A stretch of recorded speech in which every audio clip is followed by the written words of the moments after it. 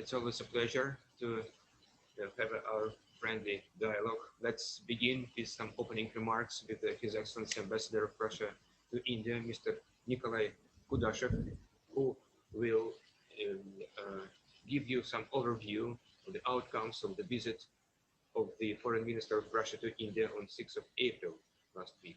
So let us start, Your Excellency. The floor is yours, please. Thank you so much. Dear friends, we note the huge interest of the outcomes of the visit of the Russian Foreign Minister, Mr. Sergei Lavrov, to New Delhi on April 6th.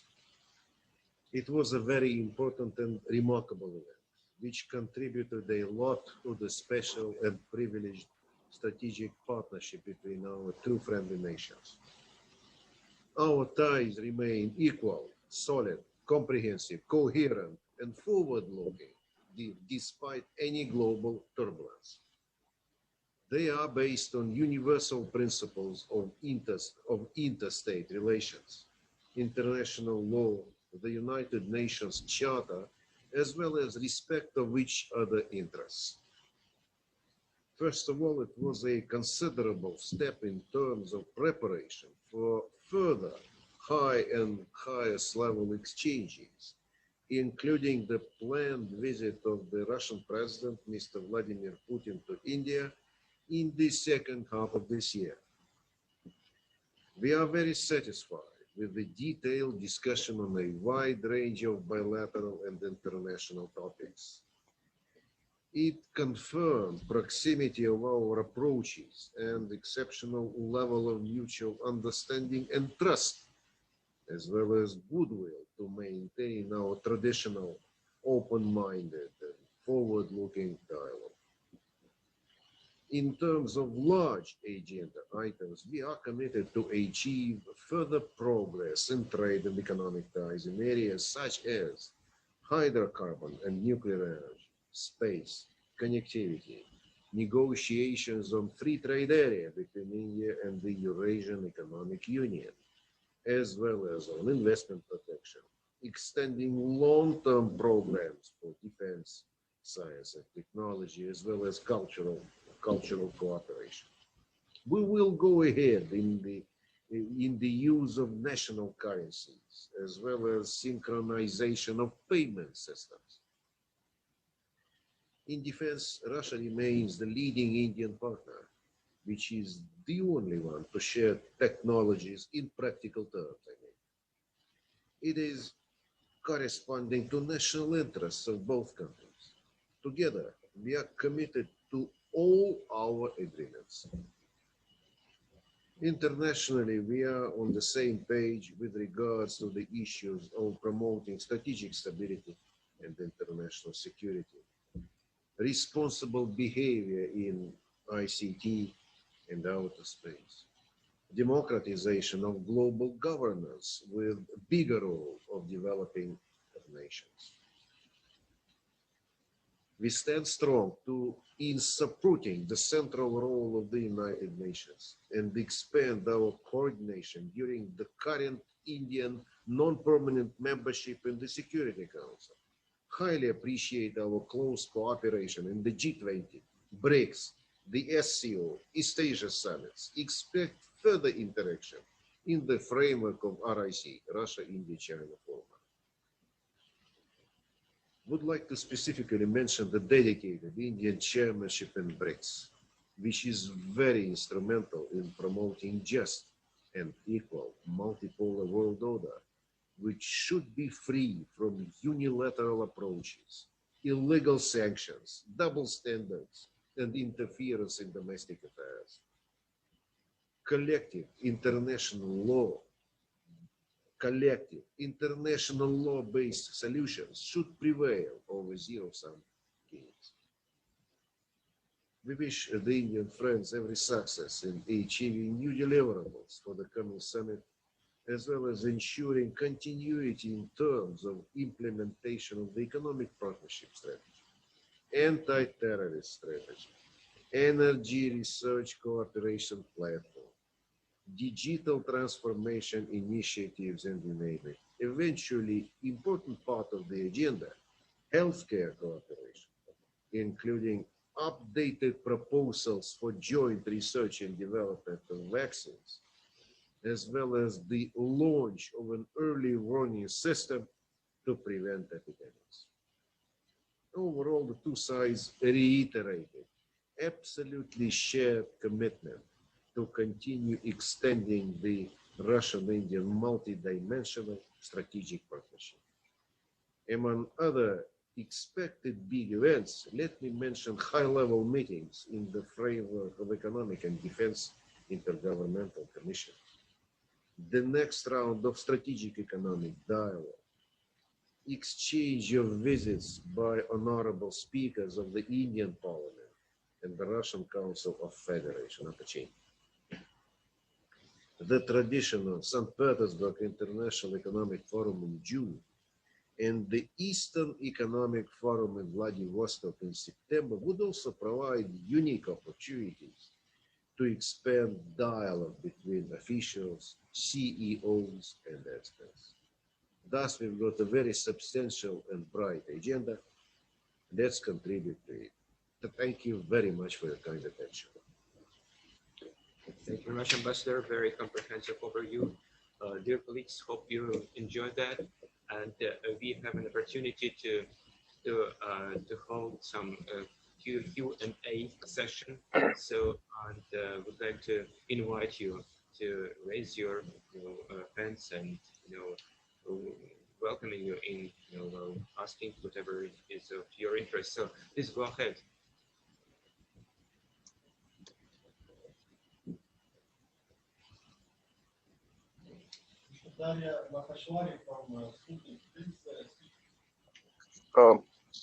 Good morning, Your Excellency. My name is Sridhar Kumaraswami. I represent Sputnik International. I have two questions. The first one is on the telephone call that took place between President Joe Biden and President Vladimir Putin last night. I was just wondering how appreciative is US of Russia's interest in Afghanistan and in solving the Iran nuclear deal.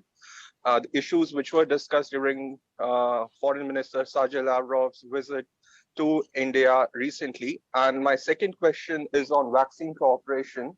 Sputnik V, it has shown an efficacy rate of 91%, which is higher than other vaccine candidates. So what's the reason that Russia has seen that it being granted delay in approval? So if I could have your thoughts on these two questions, please. Thank you. Thank you very much. I will see the floor for vaccine-related question to my deputy, Mr. Roman Babushkin, and then continue as far as the telephone conversation between President Putin and President Biden is concerned, if you do not mind. Thank you, Roman. Please. Thank you so much, Ambassador. So, as far as Sputnik vaccine approval is concerned, this is a very significant step, because it will open up a new dimension in our special and privileged strategic partnership. It would definitely support efforts of vaccination in India and extend contribution to global endeavors to fight against COVID-19 by providing it to other countries in need. As for details, they are very much available. Details about this vaccine, they are very much available in the press releases and other materials which were publicized yesterday. So, and our anti-COVID-19 cooperation also includes, that is also a very important part of our approach, also includes non-politicized vision to the activities of WHO coordination in the framework of BRICS, as was mentioned by Ambassador, and other fora, and large educational exchanges. And so that's where we are. So we are anticipating a big and quick progress in this regard. Let me please continue to Mr. Roman Babushkin with the short briefing upon the basic substance of the telephone conversation between the two presidents of Russia and the USA, as is available with us for now. So the current state of Russia-US relations and certain pressing items on the international agenda were discussed in detail between the two presidents of Russia and President of the United States on April 13. Joseph Biden confirmed the previously transmitted invitation to the President of Russia to take part in the virtual leaders summit on climate, which will be held on April 22 to 23. Both presidents expressed their willingness to continue the dialogue on the critical areas of ensuring global security, which would meet the interests not only of Russia and the United States, but the entire international community. In addition, Joseph Biden expressed interest in normalizing the state of affairs on the bilateral track and establishing stable and predictable interaction on pressing matters such as ensuring strategic stability and arms control, Iran's nuclear program, the situation in Afghanistan, and global climate change. In this context, the US president suggested considering the possibility of holding a personal summit meeting in the foreseeable future. When exchanging views on the internal Ukrainian crisis, Vladimir Putin outlined approaches to a political settlement based on the Minsk package of measures. It was agreed to instruct the relevant departments to work through the issues raised during the telephone conversation. This is as much as is known for us today. Thus, the agenda for the future possible meeting is hectic. Naturally, Afghanistan as part of the regional security is very much on the table. Otherwise, let the relevant departments work, and let's see and monitor the developments. Thank you. Thank you very much, Lester. So please, next question, please.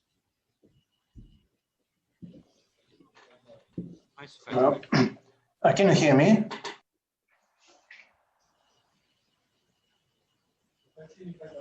Hello? Yes, Suhasini. Oh, okay, you can hear me. Good morning, Your Excellencies, and thank you for answering some of our questions. I had two as well, if possible.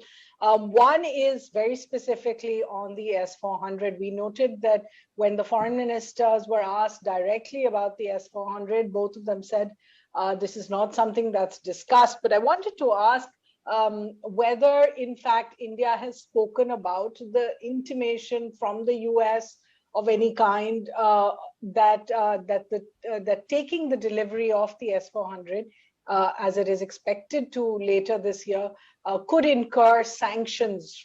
Has this conversation happened between the two sides? My second question is, you would have noted a number of reports that have pointed to what are called bad optics during that visit. The fact that Mr. Lavrov did not meet with Prime Minister Modi on such an important visit, especially because it is preparing for the bilateral summit. Last year, when he had come to India, he had certainly met Prime Minister Modi. There were some comparisons drawn to the fact that just the next day, Prime Minister Modi had met other dignitaries from other countries. The second part to that idea of bad optics is really Mr. Lavrov's decision to travel directly from Delhi to Pakistan. This is something that normally foreign dignitaries avoid doing. In Pakistan, he said that Russia was willing to supply relevant equipment for counterterrorism to Pakistan. Is that, it would seem to be a reversal of Russian policy that was announced in 2012, repeated in 2015, that there would not be military sales. Has that policy now changed? So the two questions really are, one is specifically on S-400, have sanctions been discussed? And secondly, on this idea that Mr. Lavrov's visit was actually visited with a lot of bad optics, as they say. Well, thank you so much. Thank you so much for very relevant questions. Let me begin first, and let Roman continue and contribute a bit. Well, as we've already said, in the opening remarks, the visit was specifically devoted to preparation for the coming bilateral summit. It is expected to be convened in the second half of the year. Thus, the agenda was not, should I say, specifically targeted to any one issue. The agenda was of a very broad nature. Thus, one could say that the issues of military and technical cooperation naturally were important, but would not dominate the substance of talks, since there is another professional platform, such as military and technical cooperation commission, to be convened later in the year. But naturally, the issues of military and technical cooperation as one of the most important tracks of our relationship were raised. Together with India, we don't recognize bilateral sanctions as they are illegal tools of unlawful and unfair, should I say, competition, pressure, and even blackmail. It was clearly stated by the two foreign ministers in the course of their exchange. With regard to S-400 and other agreements, both sides are committed to the agreed timelines and other obligations, and this contract is being successfully fulfilled, as to my knowledge. So thank you, Ambassador. So just to continue the topics you have raised. So we believe that there is absolutely no reason to think that there are any divergences or any misunderstanding between us. It is not the case for the Russian-Indian ties, whatever Pakistan is concerned. Let's be based on fact. Let's be professional on the foreign policy issues. So first, Russia doesn't target any relations against anyone. This is the basic principle of the Russian foreign policy. Second, we have independent relations with India and Pakistan and other countries, while ties with both are based on their own merits. Third, we are all members of the Shanghai Cooperation Organization and develop cooperation in various fields, including regional security, fight against terrorism, and other threats, which also envisage broad exchanges, capacity building, and exercises. Then, Russia is following its commitments, and there is a limited cooperation with Pakistan as compared to India. However, fight against terrorism is our common agenda. So we also help Pakistan in providing anti-terrorism equipment and holding dedicated exercises. Last but not least, Russia presents no doubt in respecting Shimla Agreement of 1972 and Lahore Declaration of 1999, and has no intention to interfere or take sides. Our policy in the region is aimed at promotion of a unified agenda, and this vision is shared by our other regional partners. There are, unfortunately, many misleading insinuations in this regard, and we would invite fellow journalists who became extra emotional sometimes not to try to limit India's global power profile to just one direction. Otherwise, it would seem that this direction is overshadowing other priorities, which is not the case. However, have a look at the situation professionally and from a broader perspective, with a sense of responsibility. By the way, we welcome efforts by both countries to follow ceasefire commitments, which are a very important step in terms of ensuring regional stability. Otherwise, promotion of reliable information may seem as a strange way to raise popularity of the information agencies. Thank you. So next question, please.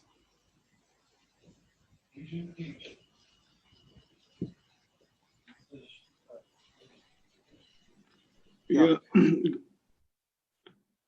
Can you hear me? Yes, please. Yeah. Good morning, sir. This is Sridhar from the Asian Age. My question is, morning, sirs. My question is specifically to the DCM, Mr. Roman Babushkin. So my question is that the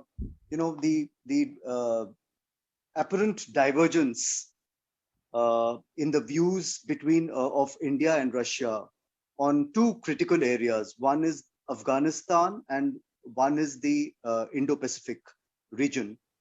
And in both areas, the United States is a key factor.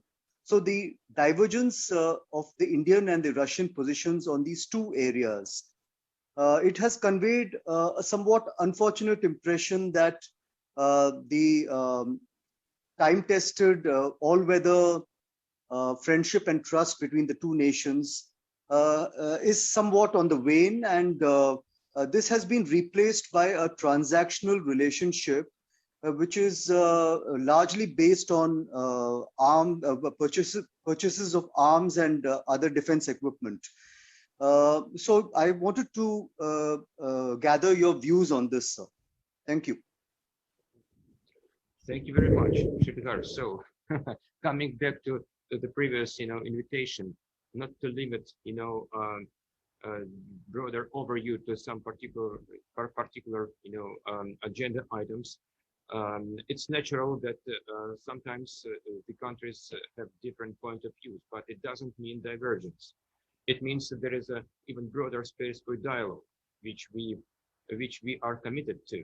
And we are maintaining a very dedicated and very close regular discussion with our Indian friends on everything, including Afghanistan and issues which is called in the Pacific, etc. So let us be very clear on that. We don't speak about divergences. We are speaking about dialogue. So as far as Afghanistan is concerned, actually, basically, we are of the same approach that the process should be Afghan-led, and this is a very critical moment for implementation of the Doha deal currently aimed at supporting intra-Afghan talks, which is, by the way, also endorsed by the United Nations Security Council. All sides should follow their commitments. It is clear, and consensus-based extended troika is a very instrumental mechanism to support relevant efforts. Decision on participants were made in consultations with all members, including the US, China, and others. So, and the meeting in Moscow on 18th of March was able to bring to the table not only the members of this mechanism, but also representatives of the Afghan government, the Taliban, and various ethnic groups. It's our common view with India that the process should be inclusive and Afghan-led. We maintain our close foreign office and NSA's coordination bilaterally and multilaterally, and will do so further. And of course, India should be part of the solution and the process of shaping the regional consensus along with other countries, including from Central Asia. Look forward to the Indian contribution to the activities of the SCO Afghanistan Contact Group Moscow Dialogue, and eventually in the extended troika. So, and whatever, in the Pacific issues is concerned, let us also be very clear that we are basically on the same page here as well. The differences in definitions and, other things which are also matter of, quite a dedicated discussion. And this is our shared approach that it pertains to, some mechanisms could be pertaining to promotion of Cold War type arrangements aimed at containment of other countries. We would agree together with India and other like-minded partners that partnerships should unite rather than divide. And we, during the visit of Prime Minister Lavrov, we exchanged perspectives regarding regional cooperation, and our visions are coinciding. We stand for inclusive dialogue based on international law as well as collective efforts to fight against common challenges. This is very much, relevant to the Russian-Indian strategic partnership because in spite of having differences, we don't hide from each other. We are very open for dialogue. We sit at the same table and open-mindedly, in a forward-looking manner, discuss every issue of our mutual concern. That's the value of our strategic partnership. Thank you. Let me just contribute one half honor to what Roman has said. Well, I would just reaffirm that India is our closest friend and trusted partner.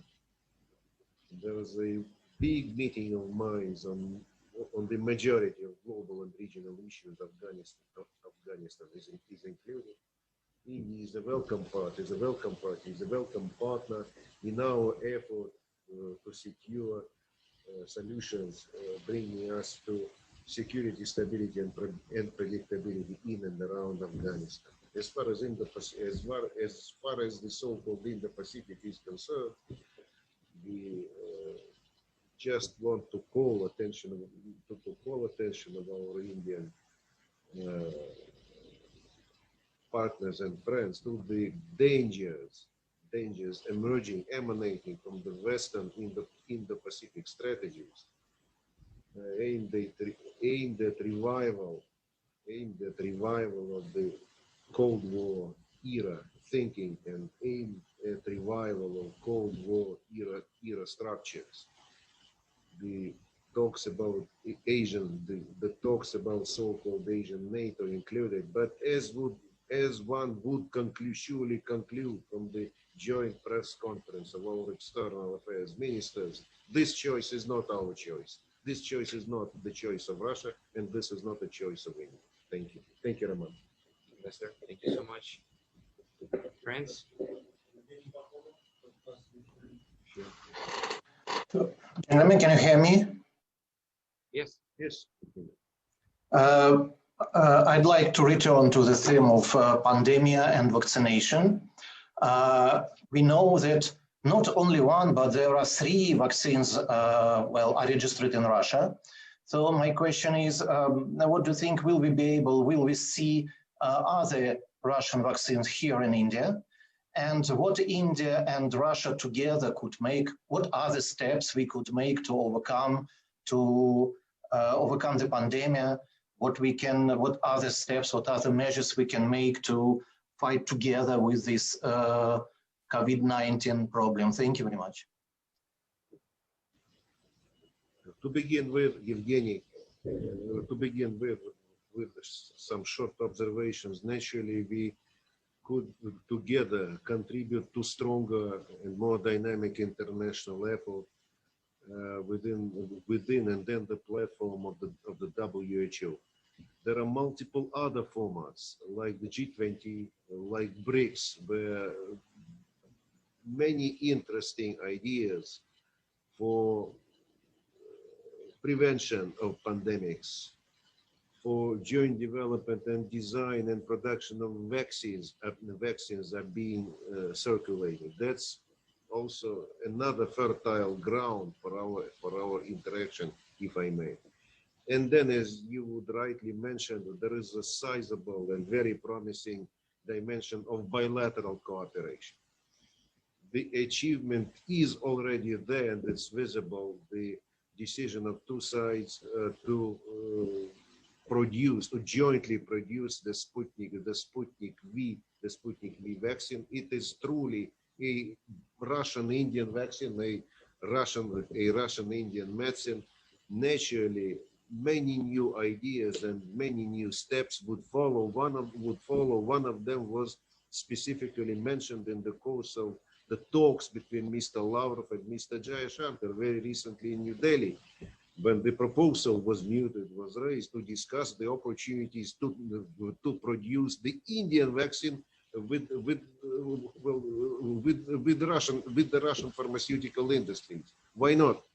That's where the future lies. Our joint effort is part of a larger global effort to stop pandemic and to look for sustainable and predictable solutions for whole of the humankind. This would fit India's global view and philosophy, and this would definitely fit our views. Thank you. Roman, please. Professor, it was very comprehensive. Nothing much to add. Hopefully we responded to this question. Thank you very much. for your interest. Спасибо. The opinion. Yes, please.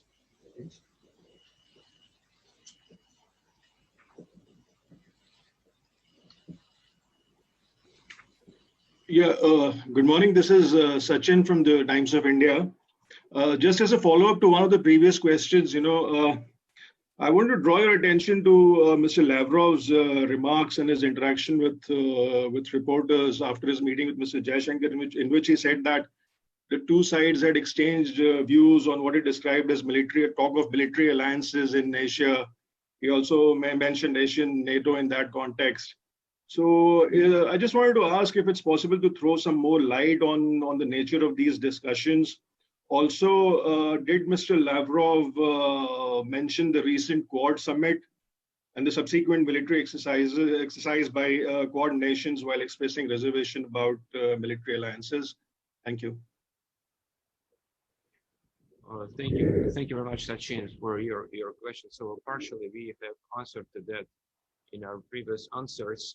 So let us just reiterate that we are on the same page with regards to the basic principles of regional cooperation, which have no place for any military alliances in the region, because we believe that partnerships should unite rather than divide. And so that was an example. Of course, we don't touch upon the activities of other nations in our bilateral discussions, but certainly we are following the situation. But we were assured by our Indian friends and partners, colleagues, that India doesn't see these formations in Asia as the prospective military alliances.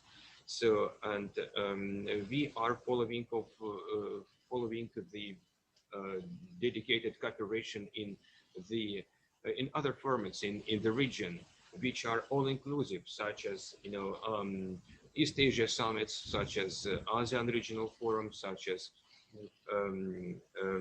ADMM Plus, you name it. So there are many of them.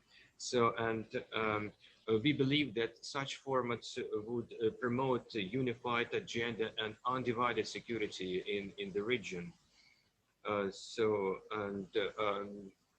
Our cooperation is quite broad. We coordinate very closely with each other on the agenda of all these mechanisms. So, and of the same view, again, let us reiterate, we are of the same view that we don't have any value added in any military alliances.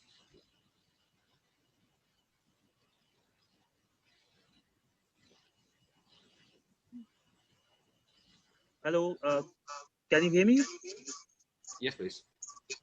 Hi, sir. I'm Siddhant from Beyond. My question, you have already shed light on Afghanistan, but will New Delhi be invited in next round of Troika Plus talks, firstly, and secondly, on the Moscow talks, whenever they are happening, any time on when the Moscow talks are happening?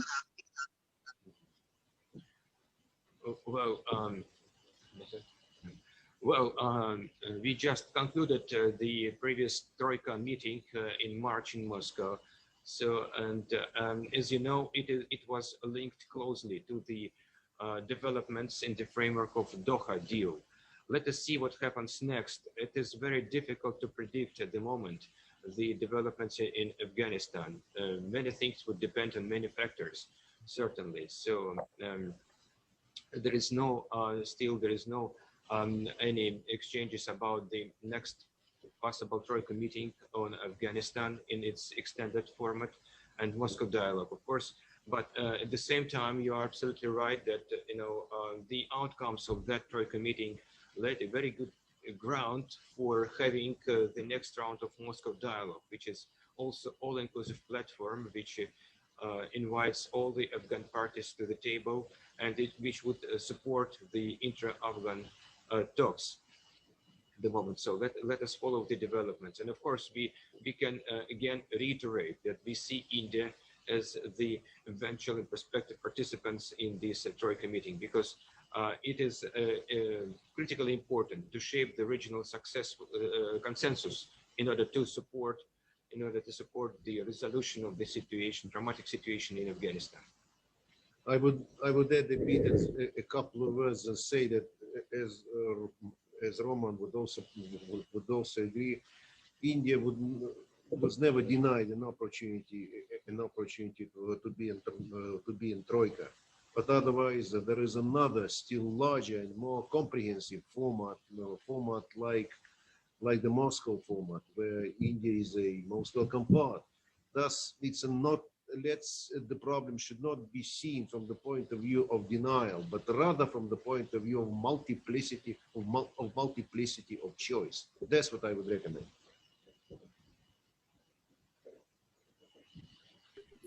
Hi, Geeta Mohan here from India Today. Just further to the question asked by Suhasini Haidar, just wanted to know whether if there has been any conversation from the Indian side, what has the reaction really been on the Russian foreign minister's visit to Pakistan and selling of equipments? Just wanted the Indian side of conversations with the Russian side. So thank you, Geeta. It's better to address this issue to the Indian side. I believe that this is, I've got nothing to add. I believe it's better, it's much easier to inquire with the brilliant spokesperson, new spokesperson of the MEA. He would be the right person to address this question.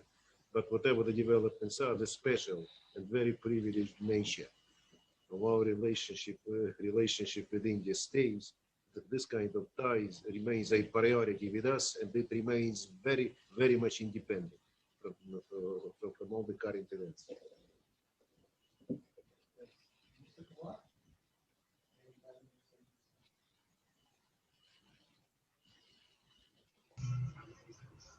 Hello. Yes, please. Yes, this is Nivedita Mukherjee from the Financial Express. I have two questions. Good morning to both of you, sir. The first question is on the External Affairs Minister, Mr. Jaishankar, had asked Russian companies, invited Russian companies to take advantage and take the opportunity of the production-linked incentives to boost manufacturing in India and called for partnerships between India and Russia. So have Russian companies expressed interest in this kind of a partnership? And secondly, on the status of the India and the Eurasian Economic Union, at what stage is the FTA negotiation, please? Well, let me begin with thank you very much for this question of a very positive nature. The trade investment, the trade economic and investment cooperation is one of the major parts, one of the critical parts of our relationship. These issues would always figure at all levels of our dialogue, beginning with the highest, the presidential, prime ministerial one.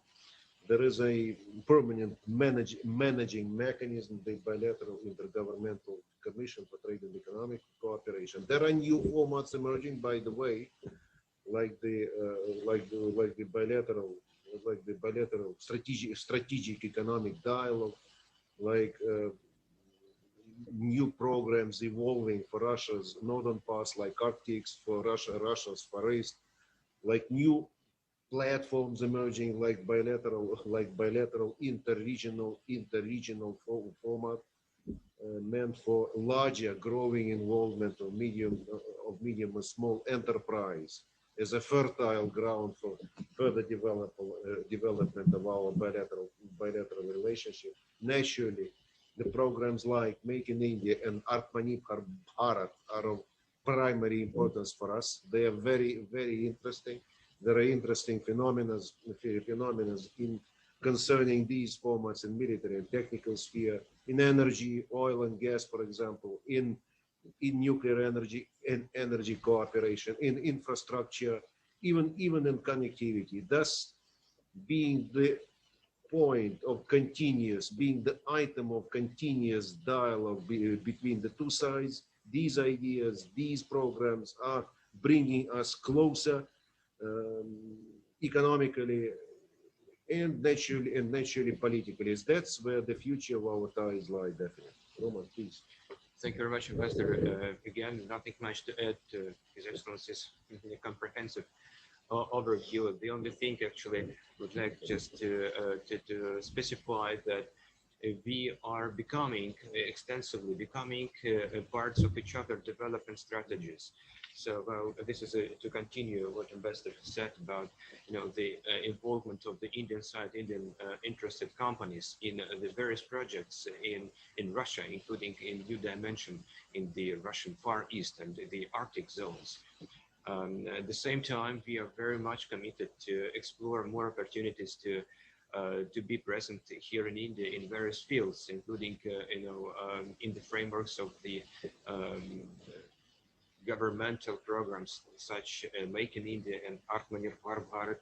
So the issues of production here is something which we are focusing on in a couple of areas already.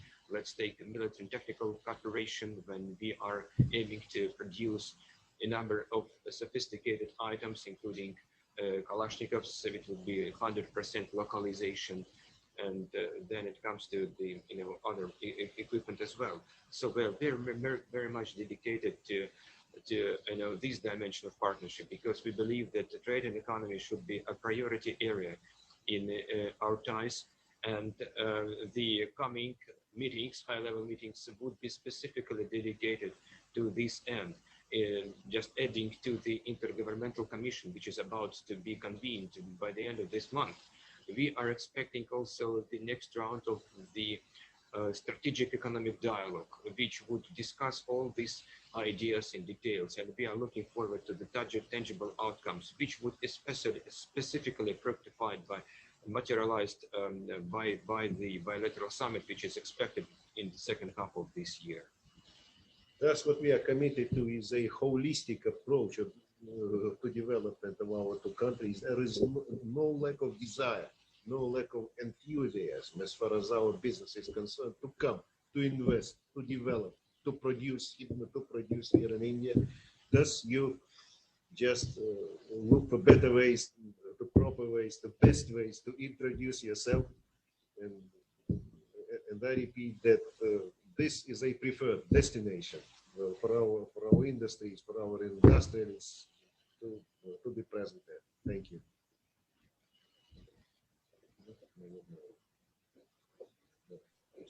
So let's take maybe final question. Yeah.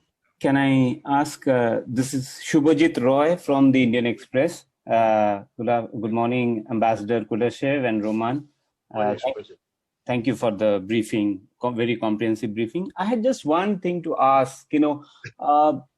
We've seen in the last year or two the belligerence of China in the Indo-Pacific region, not just at the India-China LSC, but also in other parts of the world.